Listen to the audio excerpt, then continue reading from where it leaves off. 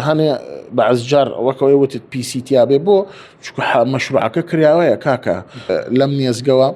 هين ما نكرد مشروع تري ما نكرد ان شاء الله بدستوا حفر الابار حتى موقع بديل ما بيه لو او هاني خلق شيء ابرسي بو او باك ناكن شكو موقع بديل ما نيا بس اعتماد ما لسر او مشروع كيتري بكينا وهين ابيار او ايش باك كري وك او بيه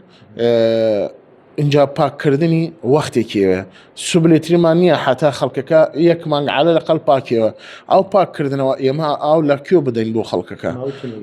فإستا تقريبا أو إيش الحمد لله خلقك الدنيا كيم هيج كي شيء كي لسرنيا فلتر مان هيا تصفية مان هيا أحواض ترسيب مان هيا الصحة مان هيا كلور مان هيا شش حوت مرحلة فحوصات مان هاي لسري يلا إلا أبين بدينا بو خلقك حسب تقرير الموارد ما أي بانك ما انكرت باك كردني نوات روج أيبا أو نوات روجا وتم على السريع تريم باك كردنوا وتي سي روج إما أما أجر باك ما انكرت أبي أوكب برا أو موقع بديل مانية لكيو بدينا شوك التصفية راي كيشتن لنا أو آوية طبعا أو طبعا هاني بعزجار وكويوت بي سي تي ابي بو شوك مشروعك كرياوية كاكا خوباني نقرد ياوا فكرياوية هركي بي أتشوتو بناوي بس معقولة أو أجيت أبو خلق كنا أو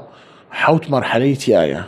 روجك شأتان بام عدا سيخوت عن توثيقي كان ما بهيت شيء قبولنا كان بو خلق كمان أو بيس برو ضلنيا يعني كين إلا بعد فحوصات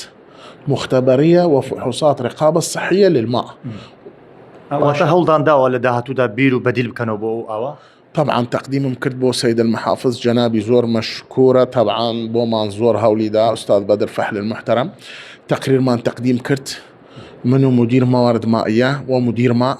شو معنا لاي اجتماع ما كرت برد معنا براستي بو دولة رئيس وزراء مكتب رئيس الوزراء طبعا يستح حاليا من هشتا الى تطبير تقديم كرت بو قضايا دوس خرماته بس حاليا فعليا كمان ابي سي بير بكريتوه بو مان يعني مثلا سريع ترين انجاز ابي بيه بو شو خوتا نازان باران نية باران كما يمشي اعتماد ما كردوه او لسر او باران لسر دربندي خانو دربندي خان نسبة الآوكا لسطو هجدابوه يسدا بزيو لسطو دا جفاف مائية قلة الأمطار إن جاء أو لورانية حتى اطلاقات شون بقيت بودوس طبعا بس دوزنية لكوبري ودس بيكا كركوكا دوزا